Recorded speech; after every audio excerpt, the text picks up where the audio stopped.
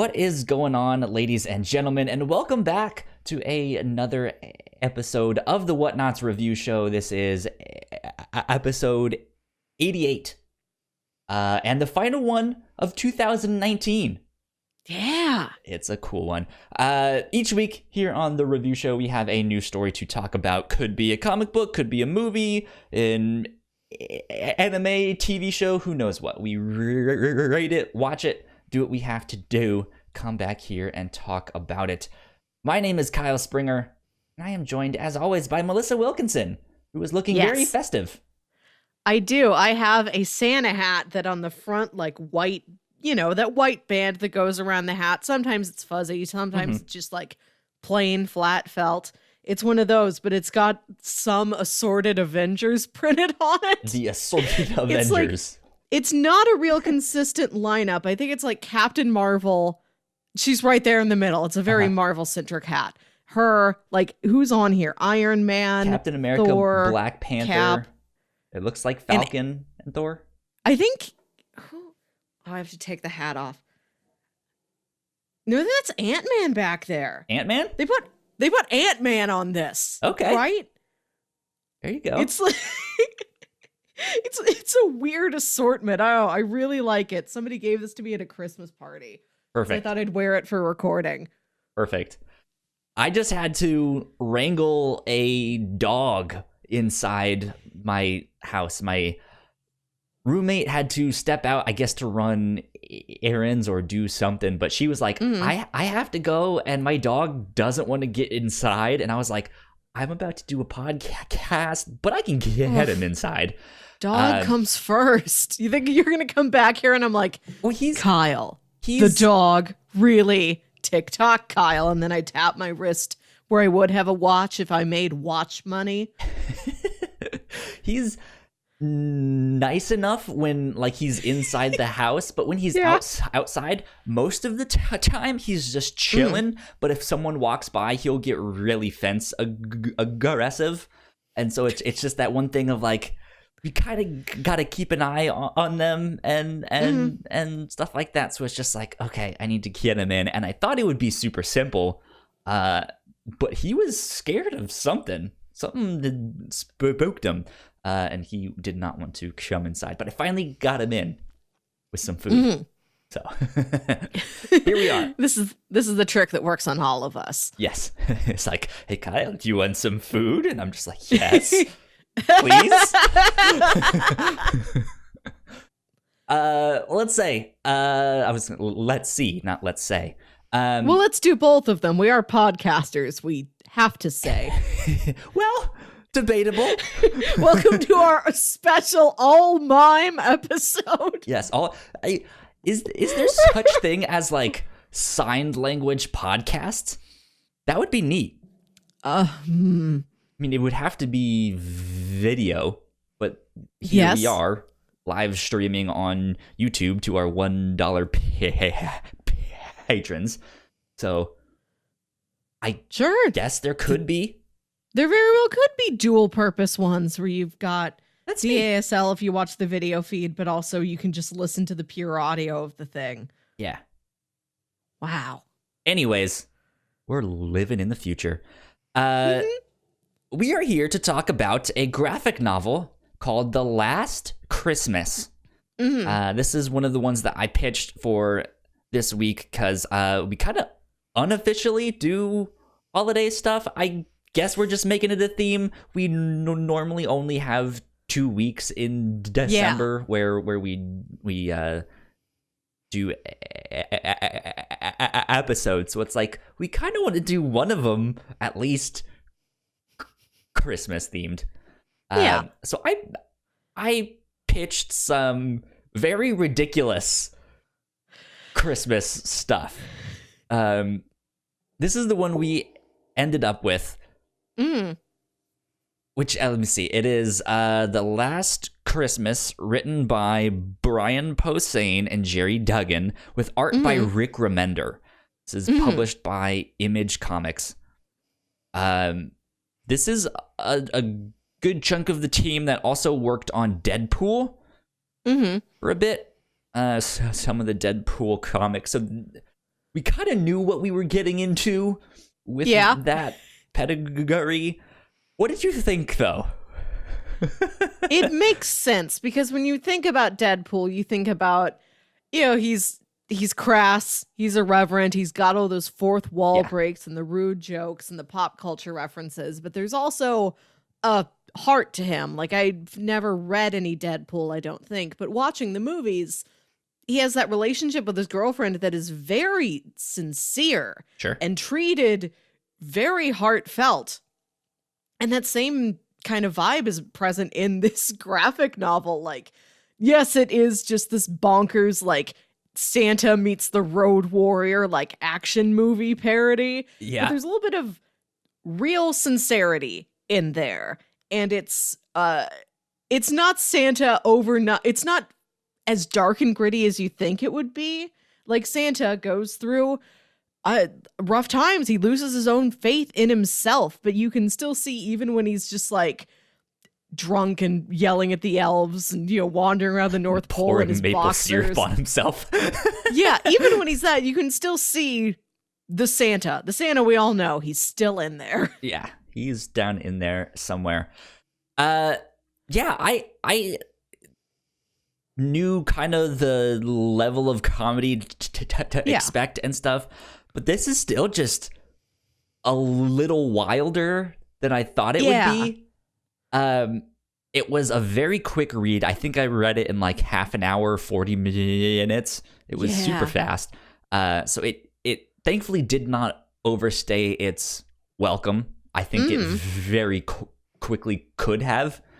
But yeah, I agree with you. There's this like odd level of heart behind the story, despite the irreverent comedy and grosser moments. Yeah. So let's do a synopsis for people who have not read this book and might want to check it out. And then we'll do our housekeeping and then get into spoilers and stuff like that. Yeah. Do what we normally do. Okay, last Christmas, I gave you my heart. But the very next day, I gave it away. You gave it away. I would have given it away. Yeah. That song has been stuck in my head the past couple of days since. Is it the Wham original or is it a cover? I'm assuming the original. I've only heard one version, I think. Last night, before I sat down and I read this whole comic, so I was supposed to have this big family Christmas party today, but it started snowing and the weather report looked really bad, so we had to cancel the thing. So I made all these preparations. Canceled we didn't Christmas? get to do them. We had to cancel we have to postpone it. We're probably going to do it again next weekend, but I had all the stuff prepared. And one of the things I told my mom I would do is I'd make a playlist. I'd make a Christmas music playlist to play during the party. And you think there's so much Christmas music. But when the party is 4 hours long, I put together all the Christmas songs I knew, and there's a million covers in there.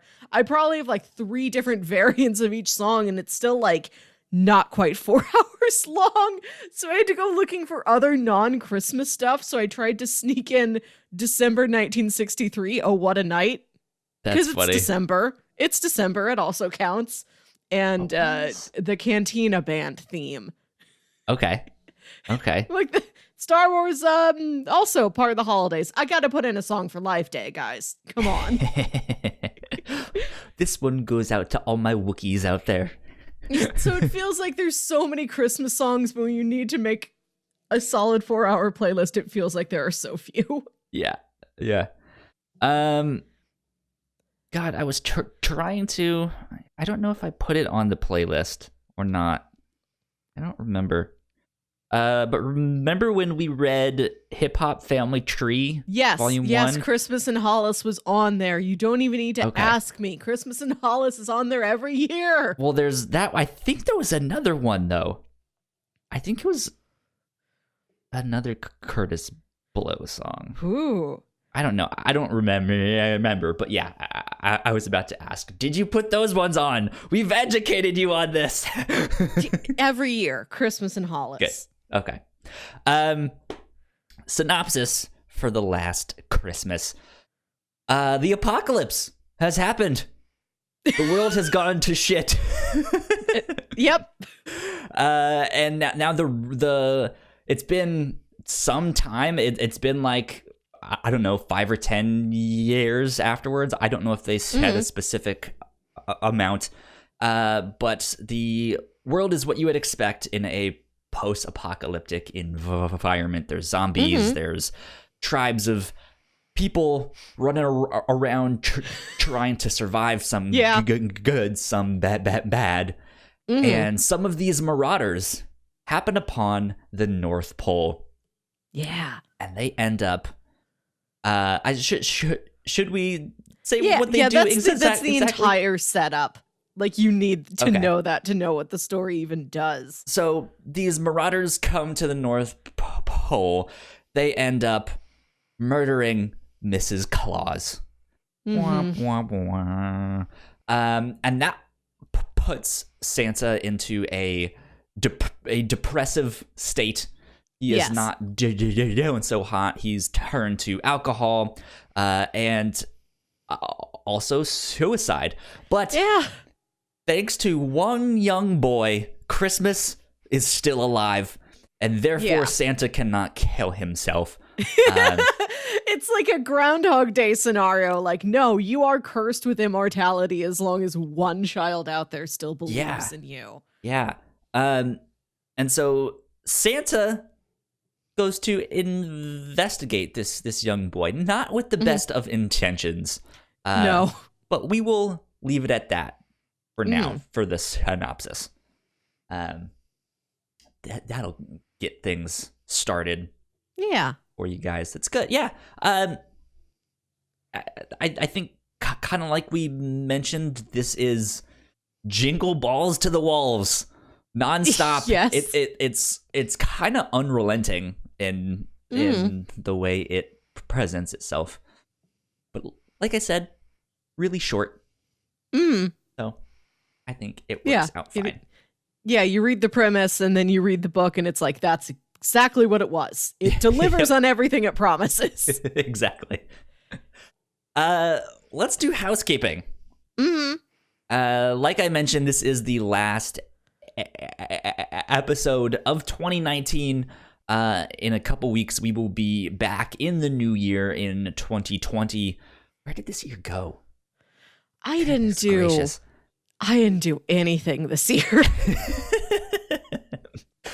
So be on the lookout for all of that stuff. We have multiple podcasts. We are all going on a holiday break. So we will be back in the new year with all of that stuff. If you want to do some catching up, you can find all of our podcasts on our website, thewhatnauts.com, as well as wherever you get your podcasts. Just type in the Whatnauts and all of our shows will pop up right there. If you like what we do, patreon.com/thewhatnauts is where you can support us for as little as $1 a month. You guys can get the live streams to this here show, the review show. You guys can get episodes early. You guys can get exclusive content, all sorts of stuff. We are super thankful for all of our patrons, but we want to give a big shout out to Sam and Christine, who have been at the $5 tier and have been for some time now. So thank you so much. Thank you. You guys are amazing. But that's about it. Be on the lookout for our 4-year retrospective, which we will be recording at the start of the new year. I think we finally have a date where we can all be there. And I was like, okay, set it in stone right now. We're not postponing this. It's in my calendar. I got it. Cool.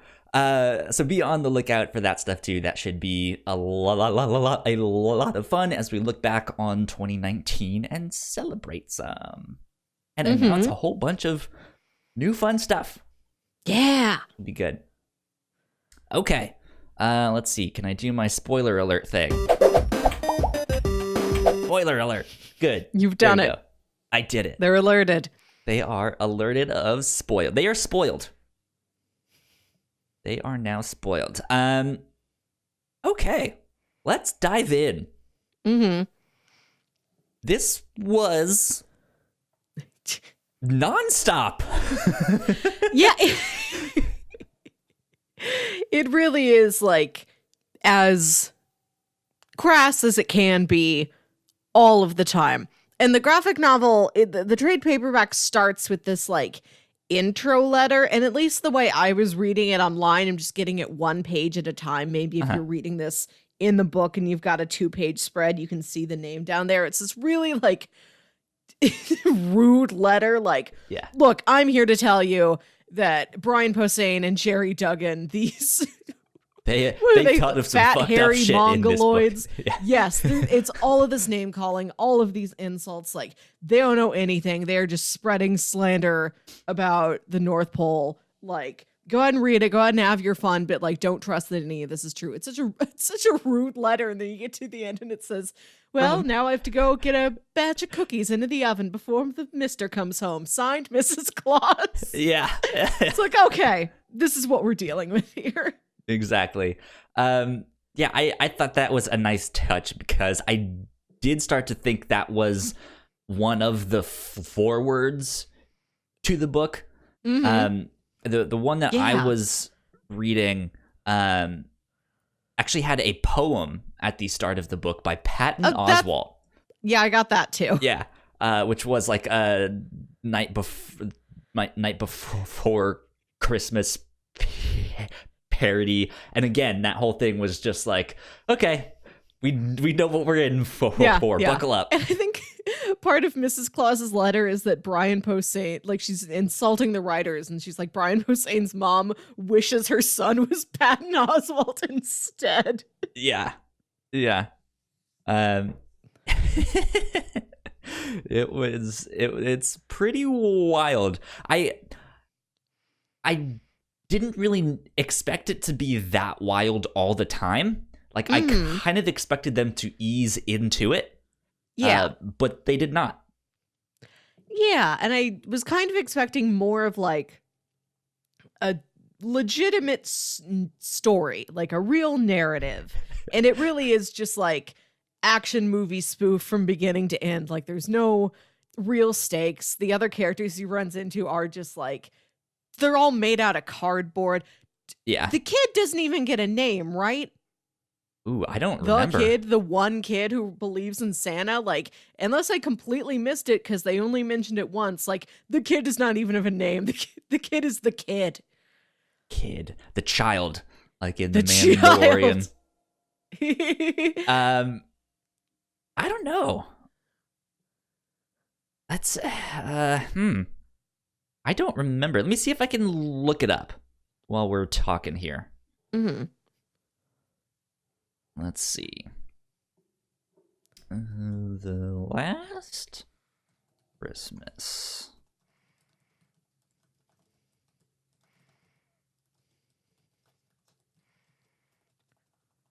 I don't know. I don't know if I can find it. There's actually no Wikipedia page for this book.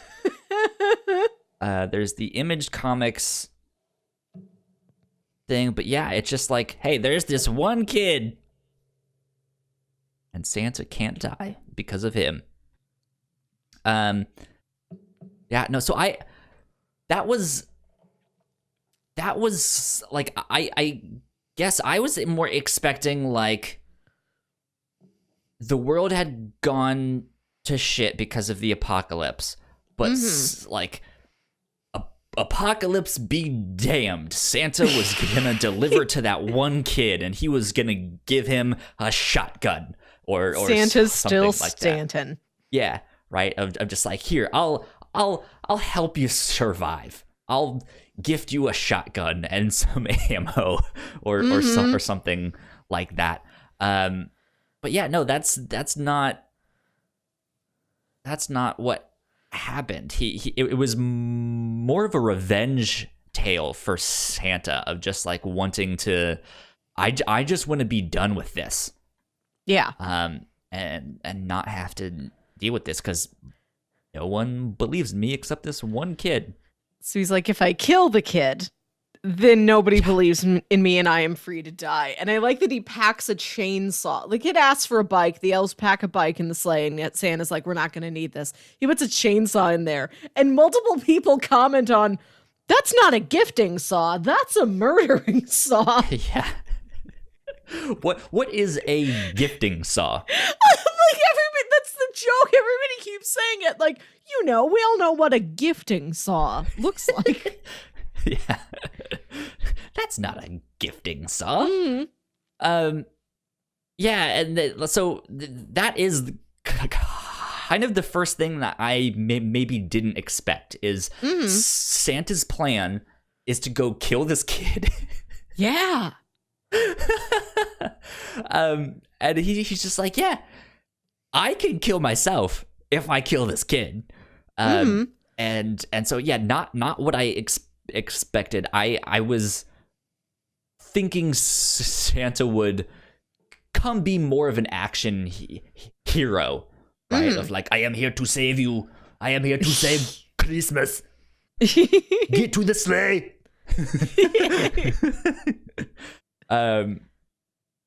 But yeah, this was wild, and the whole time the elves just have no idea what to do. Yeah.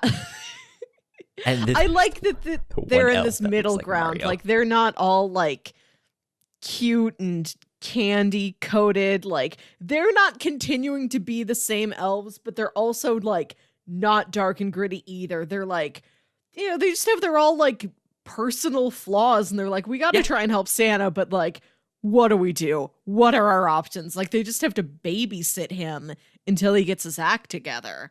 Yeah. And then, they finally get that letter from that boy, the child. The child. I'm still seeing if I can find his name here. Boy McBoyerson. Right. Hey there, Buckaroo. Hi, my name is Buckaroo Saint Sport. Yeah. I'm a child. So yeah, they finally clean up Santa. He goes to help out this kid. Well, not help out this kid. He goes to kill this kid. And he gets there, and it's not as simple as Santa thinks. Once he gets there, he's finally kind of sobered up, right? Yes. Where he's just like, maybe killing this kid isn't the best idea. Maybe I could be Santa again. Yeah, or like just not make the choice that maybe I don't have to be Santa, but maybe I can just leave the kid alone and just ignore him and just go live my life. Let's see, blah blah blah blah blah. Did they find his name? Do they say his name? I don't think he has a name.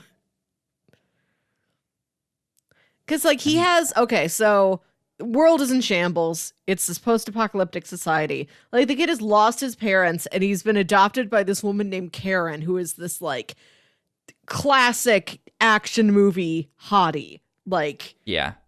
Yeah.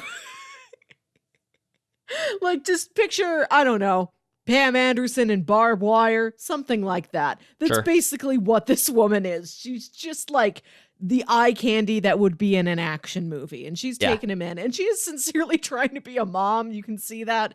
But she doesn't call him by his name. She just calls him like, hey, you little stocking stuffer. Like, she has like all these nicknames for him. So I don't think we know.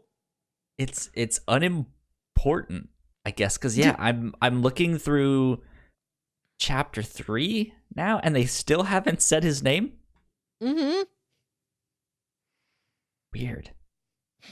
Maybe I'll find it eventually. He's not supposed to be an individual. He's supposed to be the archetype, the all-child. That makes sense. The all-child.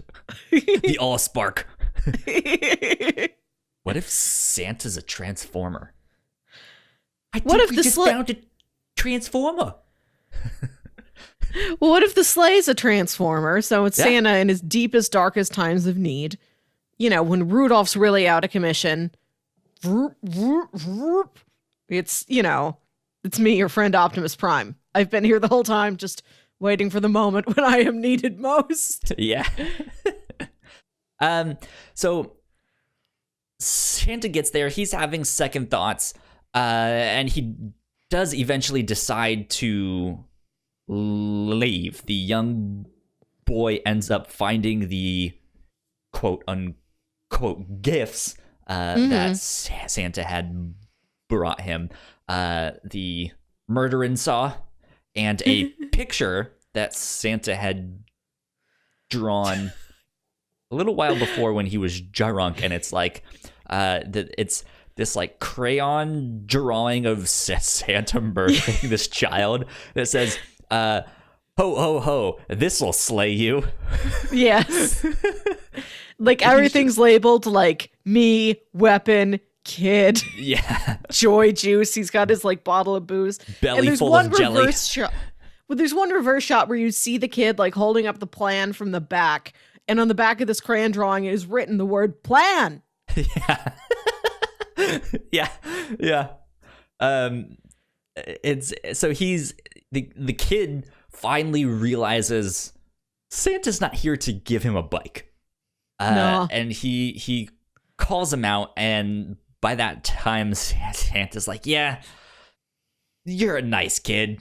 I made a mistake. I'm just gonna go home. Yeah. And so Santa leaves. Meanwhile, we find out that the Fonz, or whoever this guy is, there's some local like, I'm the cop. I'm Negan from The Walking Dead. I'm chief of the apocalypse police here in San Francisco. You know, and he is also like, he's more chin than man. He's leather jacket. He's sunglasses. Like, they're just all he looks like cartoons. Greaser. Yeah. Everybody in these books looks like they were caricatures of somebody I had never seen before. Yeah. Like, they've got that really exaggerated style to them where I'm like, are you supposed to be somebody? Am I supposed to look at this chin and be like, oh, just like this actor? The Crimson Chin. I recognize that chin anywhere. Like, if you go somewhere like the zoo or Six Flags and they've got the kiosk where they'll draw your caricature and they have like example caricatures up, and it's like Austin Powers and Justin Bieber and like all of these people, but there'll be like one person you don't recognize and you don't know, like, okay, is this just like the guy who works at the snack bar across the road and they drew him? Like, oh, we're buddies with Chet, let's put Chet up on the example board. Or like, is this a celebrity I don't recognize? They're not labeled. Is this an athlete? Is this a musician? I don't know who this is. Is this just a guy? Like, that's the way I felt reading this whole book. Yeah. So Rick Remender did the art. He at least did the pencils. He's normally a writer. I don't know how much besides this he's done art-wise, but I like his sci-fi books. He has some really good sci-fi books. He has a book called Black Science that I really like. It's about like multiple dimensions and stuff like that. So it's cool. But yeah, it was interesting to see him on art, but it makes for this, like, it fits the story, I think. Yes, this it does. Caricature style. It does have this, it does lend itself to this very like Mad Magazine feel to it, which might have been what they were going for. And when he is illustrating the more like idyllic Hallmark card parts of like the North Pole and like the Christmas land, like Gerry the Snowman looks perfect. He looks exactly like fun, lovable narrator snowman telling you a Christmas tale. He looks very whimsical, exactly like how he's supposed to. So this greaser fella, it turns out he is not a spy, but he's betrayed the humans that he's keeping safe. He is now working with the zombies, or the whatever you call them. I think they're like humans that like mutants. had, I don't know, some sort of a toxic fallout. They basically are some sort of Radiation, mutated human. They all work like poisoning, zombies. That's all you really need to know. They're just assorted foes. They're just cannon fodder. Yeah. God damn it, the kid doesn't even sign his name on the second letter. Yeah, I don't think they name him. But yeah, so what is her name? Karen, right? Karen. So the greaser's name is Martin. Her name is Karen, and Karen overhears Martin talking to some of these mutant zombie people and finds out that he has betrayed them. So she goes back to camp, tells the young kid, who then writes Santa a second letter, and it's like, hey, I know this is a long shot because I hate your guts now, but we need help. And so Santa at first is like, I don't know. Maybe I shouldn't put my foot in there. But eventually he's just like, I should do the right thing. I should go help them out. So he packs the sleigh with all sorts of murdering saws and guns and murdering ornament decorations. bombs and, razor wire Christmas light strands and stuff like that. Yeah. And so then he heads back to San Francisco, where all of this is happening. And then it's just big action movie finish. I think my favorite moment in this whole comic comes when they first get to San Francisco.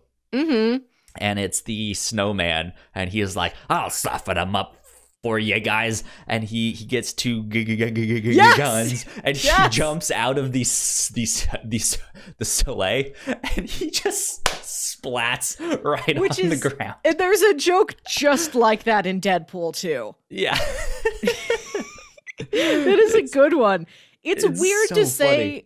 It's weird to say that a comic can have really good comedic timing, but it does. I think my favorite joke is earlier in the comic when Santa is still trying to kill himself, and he's like left his little, stone cottage up at the North Pole. Like he's left his room for the first time in months.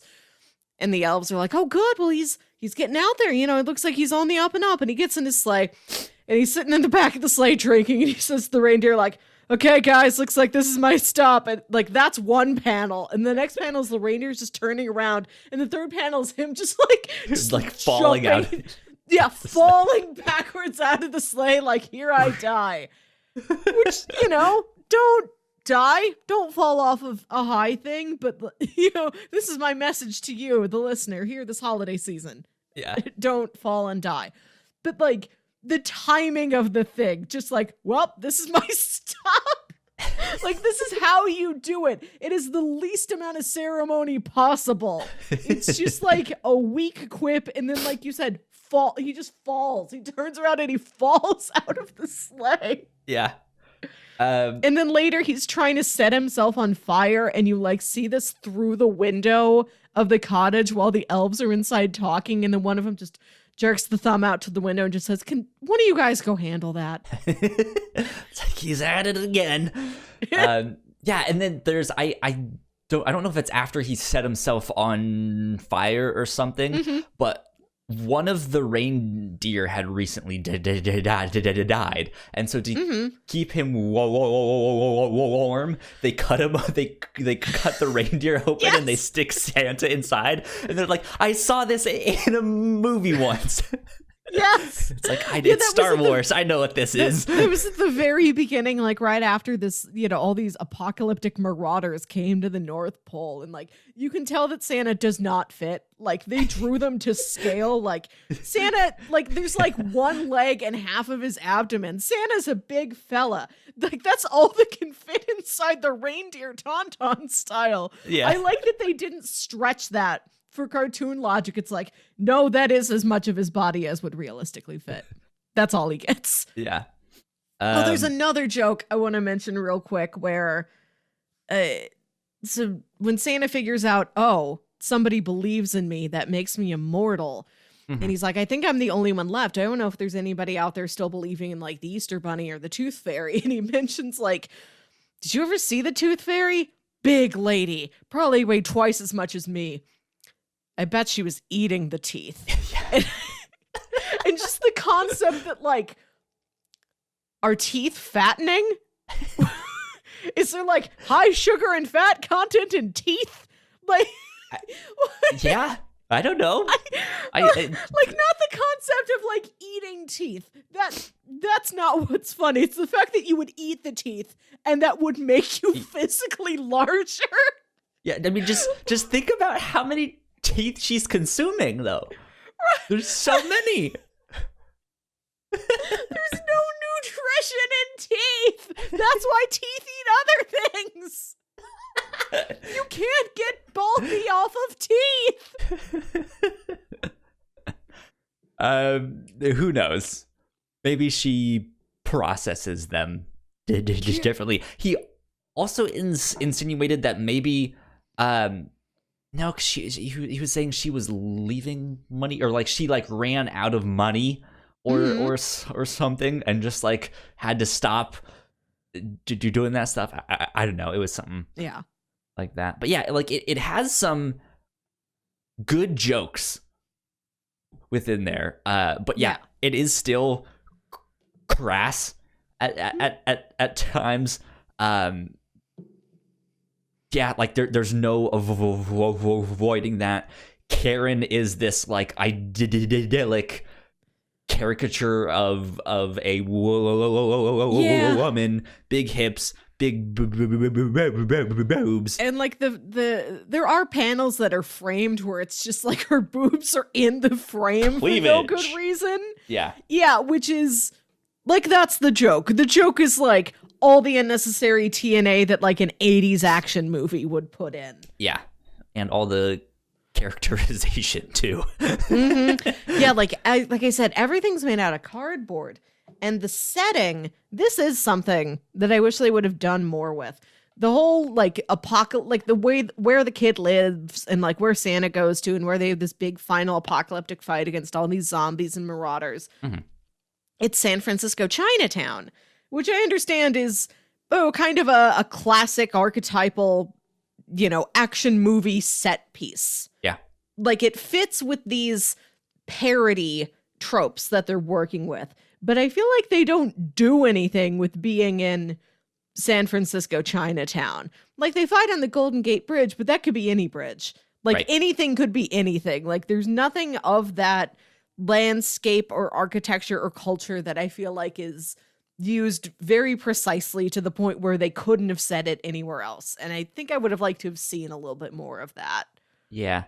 That I'm wondering if that must have been one of the things they thought about, because that seems like an obvious thing to consider when making a story, but just for how ridiculous this story is, it's good that it was so short. And so I'm wondering if it was just like, that's kind of one of the things we might need to cut, just to be like, hey, it really doesn't matter where they are, but who knows. Let's see. So the end fight, the elves are throwing Christmas ornaments that are grenades. They're stabbing people with candy canes that have been sharpened. Santa is jumping out of the sleigh with pistols, and he's like, This is like full on action film. It's kind of ridiculous. There's one. Well, no, I guess there was one sequence, one panel that I didn't really get or understand, or I felt like I was missing something. So it's in this end fight scene. Santa's about to get bit by this zombie looking dude, but he elbows him in the face, which like bashes the guy's skull in, and he falls down on the sidewalk and I apparently dies or is knocked out or something. But then there's a panel where one of the elves see it, and he's like, "Ew, gross." And then the next panel, it shows the elf walking away. But now you can see the zombie, and there's some candles around him, and there's a Christmas ornament, and he's the elf is saying, "That's better." And I don't know if I remember this. It's in, I think, like chapter 4.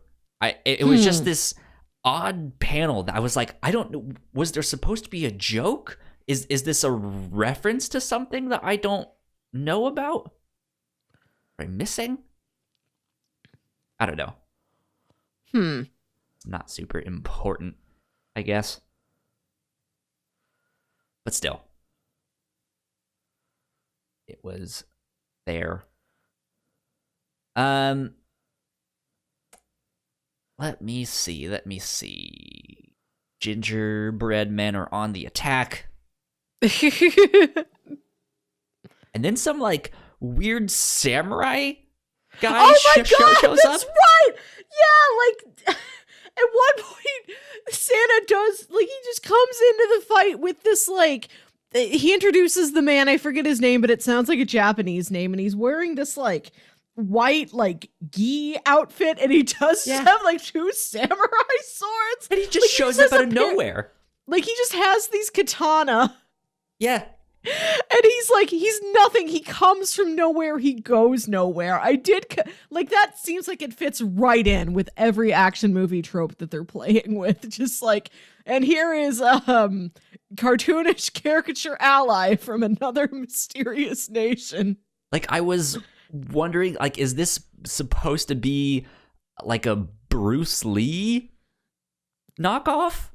But he did martial arts. He didn't really use swords that often. But like he literally comes out of nowhere. Santa is getting attacked. The gingerbread man jumps in the guy's mouth, which makes him start choking, and he just comes out of nowhere and starts speaking Japanese and says, "Allow me, Santa-san," and then he just chops off the guy's head. And then nowhere to be seen after that. It's just like, what? Who is this guy? It's so funny. Oh, man. Oh, I found what you're looking at. Yeah. For the dude and the elf who's like, that's better. I think that's it. It is just like, you a corpse. Well, let me decorate him. Here are some festive candles and ornaments. I feel better now. This fits my elfly sensibilities. I don't like the guy's t-shirt has a graphic on it, but there might just be like it's an upside down spade. Yeah, it might just be like a friend of theirs. Like there's some character that they just throw like an offhand mention to who's just like some other part of like the people trying to survive this apocalypse, some other guy in their little traveling clan. Yeah. There's like, thanks, Aukerman. And that is comedy writer, Comedy Bang Bang host Scott Aukerman, who is thanked at the end of the book. But like, that guy doesn't look like Scott Aukerman. There's no other joke. They just needed a name and they wrote in Aukerman. And I'm like, I know who this is. And like, because I know who this is, I'm expecting more of like a reference to him. And no, it's just like, this guy needs a name. Yeah. So I mentioned my favorite joke. You mentioned your favorite joke. However, I think the best joke is the quote from Albert Einstein. Oh, yes, that is great. This is like the opening splash page of like the Chapter final 5, issue where when they're going into this big fight, and it says, "I do not know with which weapons World War IV will be fought, but World War III will be fought with sharpened candy canes and ornament bombs. Switched. So it's like, I know not what weapons World War III will be fought, but World War IV will be fought with candy-striped shotguns and ornament grenades. Albert Einstein, 1952. Black, all black page with just a photograph of Albert and this comes Einstein out of nowhere. and that quote written in serious font. I loved it. This was so ridiculous. But yeah, and then it's like a big chase scene on the bridge. That's what you would expect from a typical action film. Things are blowing up, all sorts of stuff. Santa jumps down from the sleigh and crushes a car. I'm just looking through the whole action scene here. He shoves a gun through someone's face and then jumps through the window, the front windshield of a car, action hero style. Oh, yeah. He's like, I've never driven a car before. And doesn't he say, there's some joke I am coming to town? There's some Christmas Carol line that he adapts for this. He has a bunch of one-liners like that, where he's like, Santa Claus is coming to town. Yeah. I really like how he kills this Martin guy, this greaser, I'm the new cop of post-apocalyptic San Francisco, but gone bad. When he kills that guy, he throws him off of, they're on some highway, some high up highway, and there's a little forested area down below. And he says, you're no angel, but you'll look great on top of my tree. And he throws this guy down, and he is pierced on the top of a pine tree. He's just impaled on top of this giant tree. It's so funny. And then they what he shouts when he jumps through the car is he just says, right down Santa Claus Lane. Yeah, right down Santa Claus Lane. Ha! Yeah. But then among all of this just jokes and quips and action movie mayhem, there is a part where the kid is scared, the kid's in the middle of this fight too and looks over at Santa, and it's the narration says and then Santa gives him the look that he gives every kid to let them know Santa knows what you need.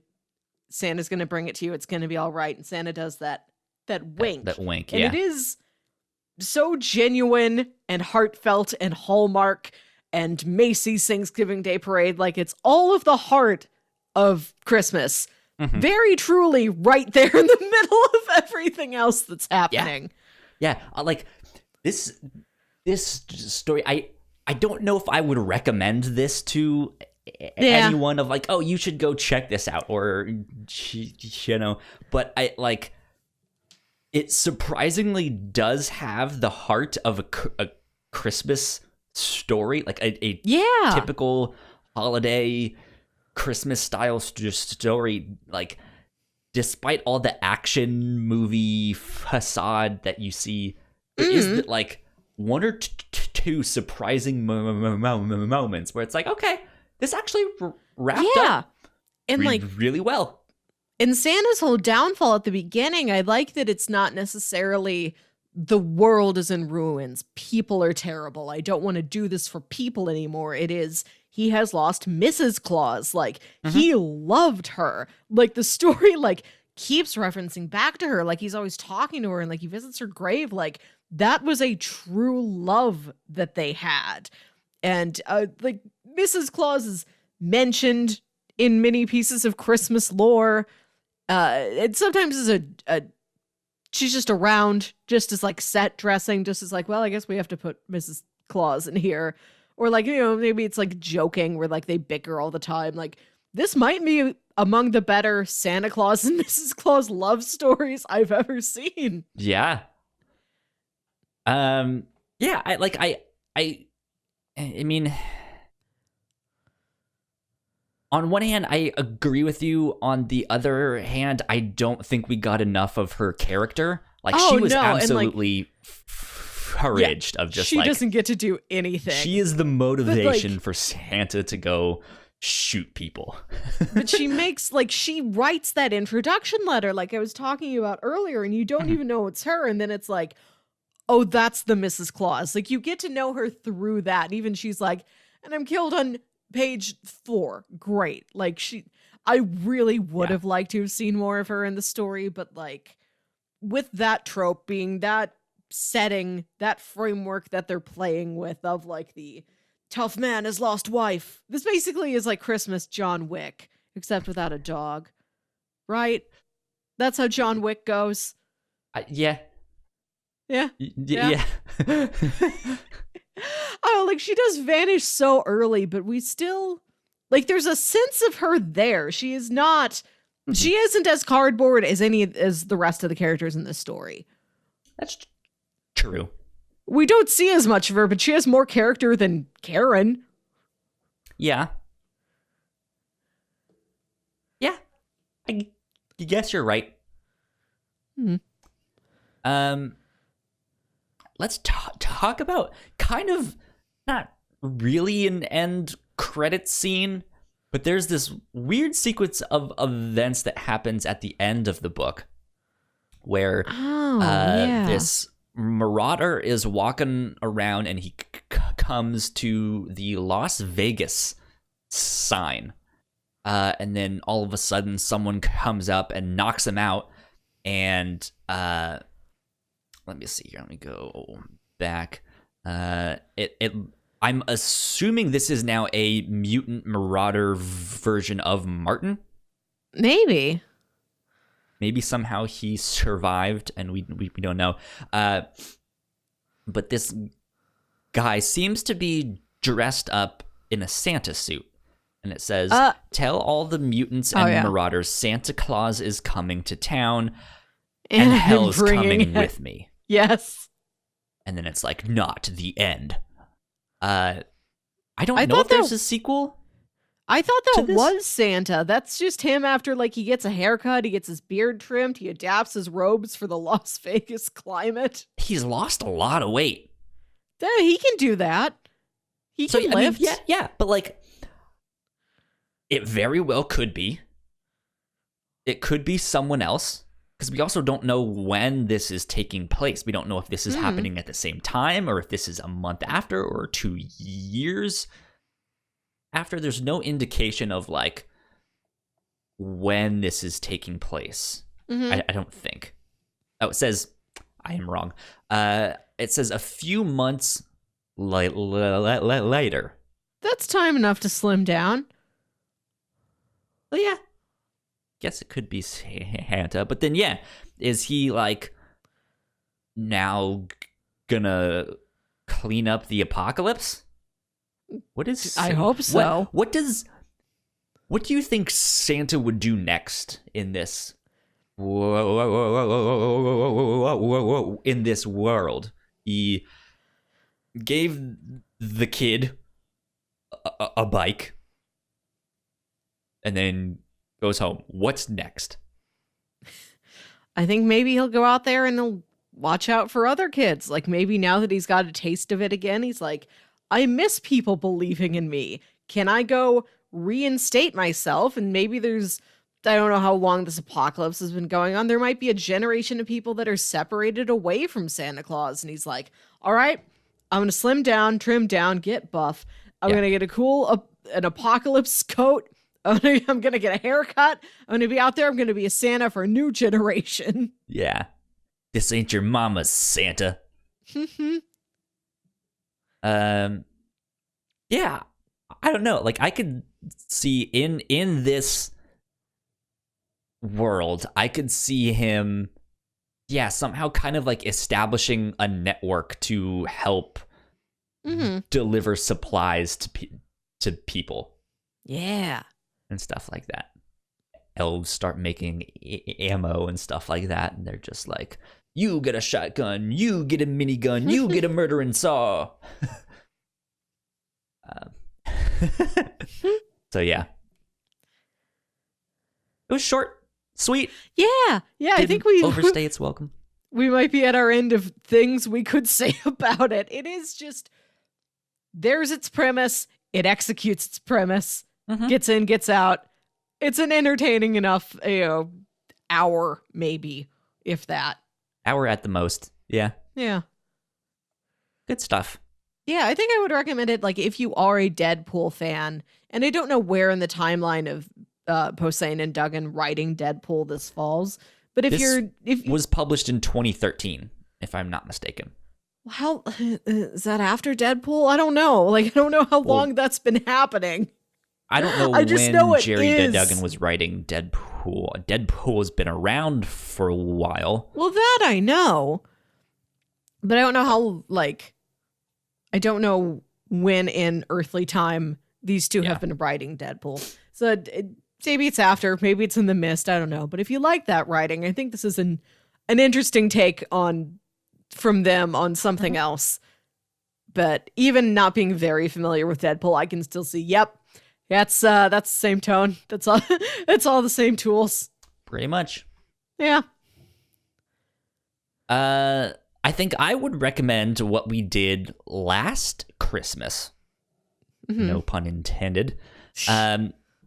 We read a comic and watched the TV adaptation of Happy, which is also this kind of really ridiculous kind of Christmas story that ends up kind of having some heart. Yeah. To it. The difference being is Happy is less of a comedy and more psychedelic. I don't know. It is a psychedelic crime drama. Yeah, it's much more intense. This comic was irreverent and it's a comedy, and there's some funny moments in there and everyone looks like caricatures. Happy, the comic book, was written by Grant Morrison. And it's not really a comedy. No, it's about this. The premise.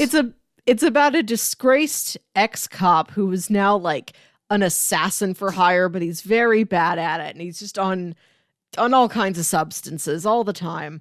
And a little girl is kidnapped, and her imaginary friend, who's this little flying blue unicorn named Happy, flies away and finds this detective, he believes, and he's like, you have to help me find her. Because this guy's on enough drugs that he can see an imaginary friend. Yep. So this is the one guy that the friend has to turn to. Yeah. So that's pretty wild, too. So I think I would recommend that. It's good fit with this. Same, yeah. I don't know if we'll find another bananas dark violent Christmas comic to read next year. I guess we'll have to see. We'll see. Yeah. Okay. So, like we said, this was the last one for 2019, but Melissa, it is your turn to pitch some stuff. And since we have the holiday break, we have a little bit more time to read some stuff. What are you pitching for 2020? This is a little stuff that is a little bit longer. So pitch number one. So we kicked off 2019. We had our holiday break, and we watched the entire Mission Impossible franchise, all 6 of those films. Good stuff. I thought maybe we would return to Spies, and we could watch the entire Daniel Craig run of the James Bond franchise to date. Okay. This is Casino Royale, Quantum of Solace, Skyfall, and Spectre, and then his final outing as Bond, No Time to Die, releases in April. So it seems like the perfect time to go catch up on those films. Okay. Good one. And pitch number 2 is something I don't think you and I have mentioned on podcasts, but it's like come up in non-recorded conversations we've had. Interesting. And I'm like, let's throw this guy into the mix. Let's rewatch Sherlock, Benedict Cumberbatch's Sherlock. Okay. The BBC series. This is 4 seasons, but each season is 3 episodes that are an hour and a half long. Like each season is 3 mini movies. So altogether, that's 12 episodes that are an hour and a half long each. And there's a holiday special. There is a Christmas special that I think is in between seasons 3 and 4. Gotcha. So if you wanted something that did have, because it's not Christmas yet, we got some more time. If you wanted something with just like a little spark of holiday warmth to it, there's the Christmas episode of Sherlock in there. That makes sense. Mm-hmm. Okay. And pitch number 3? So I realized I have picked 2 things that both star famous British literary characters. Yeah. So I thought, James Bond, Sherlock Holmes. So like, well, why not just continue this theme for the third of these picks? I know you're not a big fantasy guy, but I know you're not a big fantasy guy, Kyle, but I thought I might as well try and throw this in the ring. We could watch Lord of the Rings. We could watch those. We could throw some rings in the ring. Are we only doing Lord of the Rings, or are you throwing in The Hobbit as well? Here's the deal. I own the extended editions of the first 3 original Lord of the Rings movies, which in each of those adds on like a half hour of extra footage. So that's plenty enough as it is. Okay. I think, because if there's like 3 times... I don't know, it might be a little bit too much to throw the Hobbits in there as well. Okay. Gotcha. Yeah, especially because I don't know, because I own the dang things. I don't know what the streaming options are. I don't know how easy it is to find the extended versions of Lord of the Rings if you don't already own them. Yeah. Okay. But I'll be watching the extended versions, and you can watch what you can find. And maybe I can fill you in on what the extended scenes were. Okay, so pitch number 1 was the Daniel Craig James Bond films. Pitch number 2 was Benedict Cumberbatch Sherlock. And pitch number 3, Lord of the Rings. Yeah. I think I'm going to go with Sherlock. Nice. Yeah. I think that'll be fun. I think there's a lot there to talk about. I haven't seen the Christmas special, and I don't think I've seen season 4, but I own at least seasons 1 and 2. I think I own the third one. I didn't know you owned these. Yes. You've mentioned it before, and I knew that you liked them, but I didn't know you owned them. See, isn't this fun? Got into them.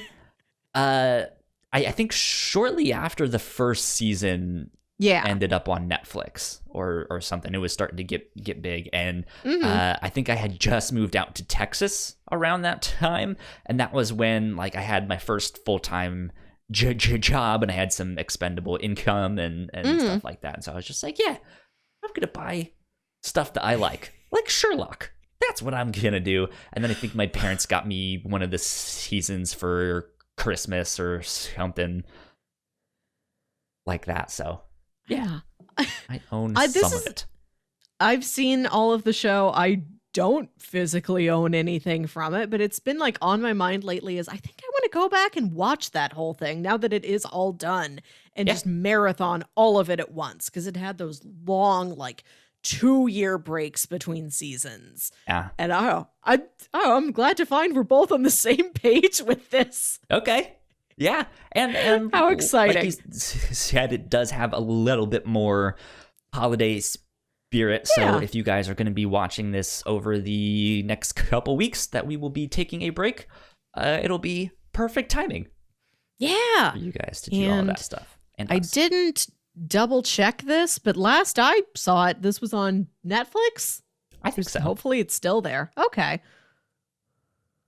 We'll see. Cool. Nice. Well, we will be back in 2020 with all of Sherlock. Starring all of it. Martin Freeman and Benedict Cumberbatch. Melissa. Yes. Where can they find you on the interwebs?